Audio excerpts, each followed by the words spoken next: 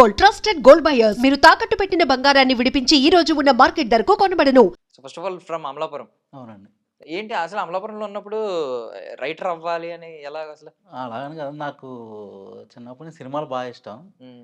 That Mani Ratnam movies బాగా fan అనమాట నేను. హుహు. నేను నా ఫ్రెండ్ పృథ్వీ అనేసి ఉండేవాడు.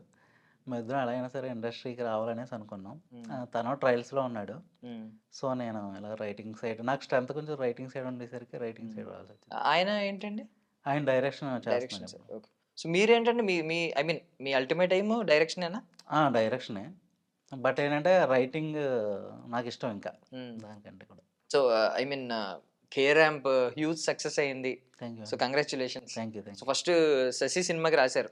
శశి సినిమాకి రాశానండి. సో అది ఐ మీన్ కమర్షియల్లీ అంత ఆ టైంలో అవునండి. అవును. అది కమర్షియల్‌కి ఫెయిల్యూరే కదా అవునండి. సినిమా. అవును. సో ఏమన్నా డిసప్పాయింట్ అయ్యారా? అంటే ఫస్ట్ సినిమా కదా, పేరు పడింది, వచ్చింది, కొంచెం బావుంటది అని అనుకున్నారు. ఆ టైంలో కోవిడ్ అటాక్ అవునండి. చేసింది. అవును. కోవిడ్ కోవిడ్ ఎఫెక్ట్ అటాక్ గట్టిగా పడింది. అవునండి. సో అవును. ఈ సడెన్‌గా కొంచెం కమర్షియల్లీ ఆ సినిమా అవునవును. రీచ్ లేకపోయేసరికి ఏమన్నా డిసప్పాయింట్ అయ్యారా? అవుతాం కదండి హ్మ్. బేసిక్‌గా. హ్మ్. అంటే అది ఫస్ట్ టీజర్‌కి, ట్రైలర్‌కి బాగా మంచి అప్లాజ్ వచ్చింది. హ్మ్. డైలాగ్స్ గాని, అది గాని. బట్ తర్వాత అంత రీచ్ అవ్వలేదు. హ్మ్. కొద్దిగా అనిపించింది. Yeah! So first of all ఈ వీడియో ఒకటి చూపిస్తానండి. దీన్ని ఓకే. స్టార్ట్ చేద్దాం. తెలుగు ఇండస్ట్రీలో రైటర్స్ లేరని బాగా ఉంది కదండి. అంటే I'm not talking about song writers, script writers కూడా తక్కువ అని. This is the reason. వాళ్ళని గౌరవించు. స్క్రిప్ట్ రైటర్ ఎవరో తెలియదు, డైరెక్టర్ అన్ని కొట్టేస్తాడు కంప్లీట్ గా, మాటలు రావు. బట్ సేమ్ థింగ్ చూడండి మీరు ఆ, హిందీలో కానీ, హాలీవుడ్ ఫిల్మ్స్ లో కానీ, హాలీవుడ్ వెబ్ సిరీస్ లో కానీ. సో ఈయన ఐ మీన్ ఒక పెద్ద స్టేజ్‌లో ఉన్న వ్యక్తి. ఐ మీన్ అంత సూపర్ స్టార్. ఆయనకి ఇంత క్రేజ్ తెచ్చిపెట్టిన ఆయన ఈ టోన్ ఎత్తుకోవడం నిజంగా గ్రేట్. అవునండి. ఫస్ట్ అవును. Of all. బికాజ్ ఏంటంటే మీది ఒక మాటల ప్రవాహం ఉంటది. ఆ పేపర్స్‌లోని, ఆ అవునవును. డ్రాఫ్ట్స్‌లో రాసినప్పుడు. అవునవును. బట్ బయటకొచ్చి మాట్లాడలేరు. అవును. చాలా ఇంట్రోవర్ట్స్ ఉంటారు ఎక్కువ మంది అవునవును. రైటర్స్. అవును. దట్ ఏంటంటే ఆ ప్రాపర్ క్రెడిట్స్ కూడా ముందు వరుసలో ఉన్న వాళ్ళు ఇప్పించరేమో. ఆ ఇవ్వడంలో మేబీ వాళ్ళకి ఇంటెన్షన్ ఉన్నా అవును. ఇప్పించాలి, ఏదో రకంగా క్రెడిట్స్ ఇవ్వాలి వాళ్ళకి అనుకున్నా, హ్మ్. అది ప్రాపర్‌గా వాళ్ళకి అందేలా చేయలేరు. హ్మ్. బికాజ్ చాలా మంది రైటర్స్ ఫేసెస్ తెలీదు. హ్మ్. ఈవెన్ వాళ్ళ పేర్లు తెలీదు. హ్మ్. నేను చూసానండి కొన్ని మూవీస్‌కి అయితే హ్మ్. ఈవెన్ ప్రొడ్యూసర్‌ని అడిగితే ఎవరండి రైటర్, అవునవును. తమిళ సినిమాలకి డబ్ అయితున్నప్పుడు అవునవును. ఎవరండి రైటర్ అని అడిగితే ప్రొడ్యూసర్ కూడా నాకు ఐడియా లేదండి అని అన్నాడంట. ఈవెన్ భద్రకాళి అని ఒక సినిమా వచ్చిందండి విజయ్ అవునవును. ఆంటోనీ గారిది. అవునవును. అది చూసాను చూసిన నేను కూడా. తర్వాత సో హ్మ్. ఇలాంటివన్నీ చూస్తున్నప్పుడు అసలు ఏంటి ఇంత మరీ ఏమాత్రం ఫేమ్ కోరుకోకుండా ఇంత సాక్రిఫైస్ చేస్తూ హ్మ్. పని చేయాలా అసలు రైటర్ అనేది ఎప్పుడన్నా అనిపించిందా మీకు?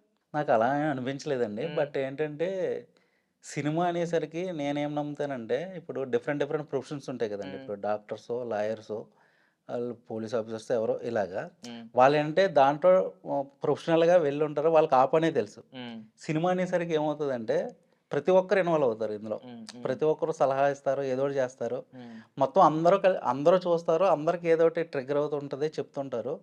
సో, మనం ఇక్కడ ప్రొఫెషనల్‌గా ఏం తీసుకున్నామో దాంట్లో ఇన్ డెప్త్ ఎళ్తే మాత్రం ఖచ్చితంగా హ్మ్. మనకి ఒక గుర్తింపు అన్నది వస్తది అన్నది నా హ్మ్. అభిప్రాయం. హ్మ్. ఇక పోయి అంటే స్టార్టింగ్ ఇనీషియల్‌గా అయితే కష్టమేనండి. బట్ హ్మ్. నిజంగా మన దగ్గర వర్త్ ఉంటే లేట్ అయినా గానీ ఖచ్చితంగా మనకు గుర్తింపు వస్తదని నేను హ్మ్. నమ్ముతున్నాను. సో, ఇప్పుడు త్రివిక్రమ్ గారున్నారు. నిజమే. ఆయన ఒకప్పుడు 'భాస్కర్' ఆయన దగ్గర లైక్ 'నువ్వు నాకు నచ్చావు' లాంటి సినిమాలకి ఆయన రాసేవారు. అవునండి. రైటింగ్స్, ఆయన అవునవును. డైలాగ్స్ అన్నీ వినిపించేవి. ఆ అవును. ఫ్లేవర్‌ని చాలా మంది ఎంజాయ్ చేసేవాళ్ళు. అవునవునవును. బట్ అదే త్రివిక్రమ్ గారు ఇంకా అదే రైటర్‌గా ఉండి డైరెక్టర్ అవ్వకపోయిండుంటే హ్మ్. ఈ పాటికి అంత పేరొచ్చేదా? అసలు త్రివిక్రమ్ గారిని గుర్తుపట్టేవారా బయట జనం? మీ ఒపీనియన్ ఆ చెప్పండి. టైంలో 'చిరునవ్వుతో' చూసినప్పుడు హ్మ్. ఈయన డైరెక్టర్‌గా మారకముందు నేననేది. మారకముందేనండి. అది ఒక 'చిరునవ్వుతో' స్వయం కృష్ణ. 'చిరునవ్వుతో' చూసినప్పుడు హ్మ్. అప్పుడు చాలా అనమాట. చాలా హ్మ్. అసలు ఎవరు రాసారు ఏంటి అని చెప్పి చాలా ఇదొచ్చిందండి. హ్మ్. అంటే హ్మ్. నేనేం నమ్ముతానంటే అది నిజంగా విషయం అంటే ఆపలేరు. హ్మ్. బట్ హ్మ్. ఇనిషియల్ డేస్‌లో అన్నది అది ఖచ్చితంగా వస్తది ఏ ప్రొఫెషన్‌కైనా. హ్మ్. ఎస్పెషల్ రైటర్స్‌కి కొంచెం ఎక్కువొస్తది. హ్మ్.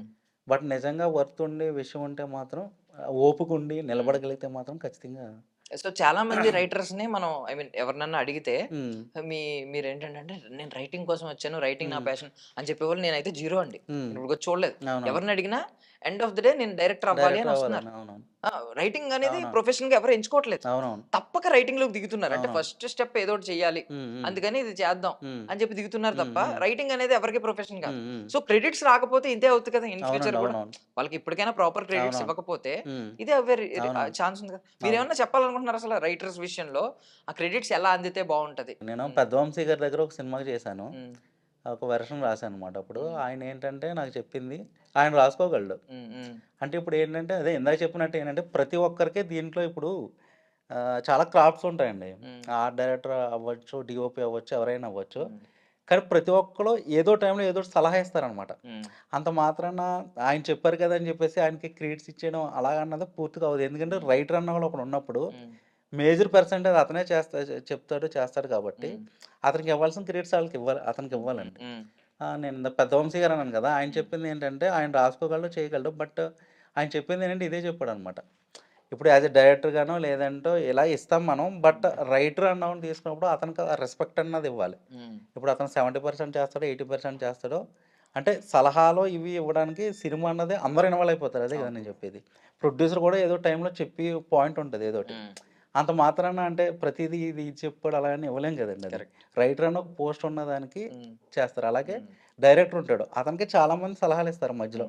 ఈ షాట్ ఇలా అయితే బాగుంటుంది, ఇలా అయితే బాగుంటుంది అని. దానికి అలాగ అందరికీ ఇచ్చేయలేరు కదా. డైరెక్టర్ అన్నవాడికి ఎండ్ ఆఫ్ ది క్రియేట్ ఇది వస్తుంది. నేను అలా చూస్తాం మరి ఈ విషయం వచ్చేసరికి. అండ్ ఇంకొకటి ఏంటంటే ఇప్పుడు డైరెక్టర్ విషయానికి వస్తే ఈరోజు కోట్లు తీసుకునే డైరెక్టర్లు ఉన్నారు. అండ్ ఫర్ సపోజ్ ఒక ₹1,00,00,000 తీసుకునే డైరెక్టర్ ఉన్నాడు అనుకోండి, ₹1,00,00,000 డైరెక్టర్ తీసుకుంటున్నాడు. ఆ డైరెక్టర్ కథ మొత్తం ఒక రైటర్ తో రాయించాడు. దానికి ఒక రైటర్ ఉన్నాడు. రైటర్ కి 25,00,000 అన్న వస్తుంది అంటారా? కొంతమంది ఇస్తారండి, ఇస్తారు. అంటే ఇప్పుడు ఏమవుతుందంటే ఒక ఐడియా వాళ్ళే డెవలప్ చేసుకుంటున్నారు, వాళ్ళకు టీం ఉంటుంది. ఆ టీంకి ఎంతెంత ఇవ్వాలనేది ఉంటుంది. అది నేను చెప్తాను కదా, అంతే. ఇప్పుడు ఏంటంటే గుర్తింపు మీదే అమౌంట్ డిపెండ్ అయి ఉంటుందండి. అతని పేరు వచ్చింది అనుకోండి, ఇప్పుడు నాకు శశికి పేరు రాలేదు, సో నాకు ఇచ్చే రెమ్యునరేషన్ ఒకలా ఉంటుంది. దీని గుర్తింపు వచ్చింది, దీని తర్వాత ఇచ్చేది ఒకలా ఉంటుంది. అంటే గుర్తింపుని బట్టి ఇక్కడ రెమ్యునరేషన్ డిసైడ్ అవుతుంది అంతే. దట్టగా అన్నిటికి మించి అవసరం, మన అవసరం ఖచ్చితంగా ఉండి తీరాలి. అండ్ ఇంకొక థింగ్ ఏంటంటే ఇప్పుడు డైరెక్టర్ ఉన్నాడు, ఫర్ సపోజ్ సెట్స్ లో ఉన్నాడు అంటే వాళ్ళది ఫిజికల్లీ చాలా కష్టం ఉంటుంది. అన్ని కోఆర్డినేట్ చేసుకోవాలి, వర్కింగ్ డేస్ ఎక్కువ ఉంటుంది. రైటర్ కి అలా కాదు. రైటర్ కి ఒక ప్రైవేట్ స్పేస్ ఉంటే చాలు, తనకి ఆ టైంలో కొంచెం మూడ్ బాగుంటే చాలు. అంటే మన ఆ మూడ్ బట్టి తనకి ఉన్న వరల్డ్ తో డిస్ట్రాక్ట్ అవ్వకుండా ఫోన్ అది పక్కన పడేసి రాసుకుంటా ఉండగలడు, ఒక మంచి మంచి కథ రాయగలడు. డైరెక్టర్ అలా కాదు. దాన్ని అంతా పాసిబిలిటీ చేయాలంటే అన్ని సమకూర్చుకోవాలి, అన్ని చేయాలి. ఫిజికల్లీ చాలా కష్టం ఉంటది, మెంటల్లీ చాలా కష్టం ఉంటది, అన్ని ఉంటాయి, నేను ఒప్పుకుంటున్నాను. బట్ డైరెక్టర్ ఏంటంటే డిస్ట్రాక్ట్ అవ్వచ్చు. తనకున్న ఆప్షన్ ఏంటంటే ఉంటాడు, ఒక మంచి సీన్ అయిపోయిన తర్వాత తన కట్ చెప్పేసి బయటికి వెళ్ళి ఏమన్నా చేయొచ్చు, నవ్వుకోవచ్చు, వేరే మూడ్ లోకి వెళ్ళొచ్చు. మళ్ళీ తిరిగి వచ్చిన తర్వాత అతని దగ్గర ఒక మాన్యువల్ ఉంటుంది, మళ్ళీ ఫైనల్ డ్రాఫ్ట్ ఉంటుంది, మళ్ళీ ఓపెన్ చేస్తాడు, సీన్ ఇది అని చెప్పి మళ్ళీ సీన్ లోకి రావచ్చు. బట్ రైటర్ కి ఆ వెసులుబాటు ఉండదు. ఎందుకంటే ఒకసారి మీరు కూర్చుని రాస్తున్నారంటే మళ్ళీ డిస్కనెక్ట్ అయ్యి రాయలేరు. అదంతా ఒక ఫ్లోలో ఒక సోల్ మిస్ అయిపోతుంది సినిమాకి. కమర్షియల్ సినిమాల్లో బ్లాక్లు ఇక్కడ కబడ్డీ సీన్ పెడదాం, ఇక్కడేమో అంత్యాక్షరి సీన్ పెడదాం అన్నట్టు పెట్టుకుంటే వేరు. కానీ ఖచ్చితంగా రాయాలంటే మాత్రం ఒకే మూడ్ లో ఉండాలి, అంతా సోల్ మిస్ అవ్వకుండా ఉండాలి. సో ఇది ఒక ఇబ్బంది ఉంటది రైటర్. సో మరి గుర్తింపు విషయంలో మాత్రం రైటర్ కి అన్యాయం జరుగుతుంది అనేది చాలా మంది మాట. ఇంత కష్టం ఉంది కదా, ఇంత డెడికేషన్ ఉంది కదా. ఇబ్బంది అంటే డైరెక్టర్ కి తగ్గట్టే రాయాల్సి వస్తుందండి. అంటే ఇప్పుడు అంటే రైటర్ అంటే మనకి ఏదో తట్టింది కదా ఎలా అని చెప్పి మన ఫ్లోలో మనం వెళ్ళిపోలేం. డైరెక్టర్కి ఏం కావాలి, తనకి ఎంతవరకు అవసరం అన్నది అతనే డిసైడ్ చేస్తాడు, అతనే చెప్తాడు. బట్ ఏంటంటే రైటర్ అన్న ప్రొఫెషన్ అతను థాట్ చేయగలడు, రాయగలడు, థింక్ చేయగలడు కాబట్టి అది ఉంటుంది. ఎండ్ ఆఫ్ ది ఏంటంటే డైరెక్టర్కి లోబడే మొత్తం ఏదైనా చేయాల్సి ఉంటుంది. సేమ్ ఇక్కడ కూడా ఏంటంటే ఒక కార్పొరేట్ కల్చర్ లాగా రైటర్ అనేవాడు ఎంతైనా ఎంప్లాయ్, డైరెక్టర్ ఒక ఎంప్లాయర్. సో ఈ స్టైల్లోనే నడుస్తుంది ఎప్పటికైనా, అంతే కదా. మీరు ఎంప్లాయర్ అంటే అల్టిమేట్ గా డిసైడ్ ఫ్యాక్టర్ అన్నది ఒకటి ఉంటుందండి. అంటే కథ ఎందుకు ఏంటి అన్నది ఇదంతా డిస్కషన్ మీద, వాళ్ళిద్దరు కాంబినేషన్ మీద డిపెండ్ అయి ఉంటది. అంటే వాళ్ళకి ఏం కావాలి ఏంటన్నది. అంటే అల్టిమేట్ గా డైరెక్టర్ డిసిజన్ మీద రైటర్ డిపెండ్ అయి ఉంటాడు. అంటే నాకు ఇలా కావాలి, ఇది కావాలి అని చెప్పి దాని మీద అనమాట. ఏదైనా ఇండిపెండెంట్ గా ఇతను చేయడానికి ఉండదు. అల్టిమేట్ గా అతనికి ఏం కావాలన్నదే ఇది ఉంటుంది. సో మీరు బిఫోర్ శశి ఏదైనా సినిమాకి అసలు మీ పేరే పడకుండా ఏదన్నా చేసిన ఉన్నాయి? నేను గోస్ట్ రైటర్ కింద కొన్ని చేశానండి. చేశారు. ఎన్ని చేసి ఉంటారు? ఒక 5-6 చేస్తుంటాను. అది చెప్పుకోవడానికి కూడా చెప్పుకోకూడదని ఏమన్నా రూల్? అలానే ఏం లేదు, కానీ నార్మల్ గా మీకు మామూలు చెప్పుకోవడం ఇష్టం లేదు ఇష్టం లేదు అంతే.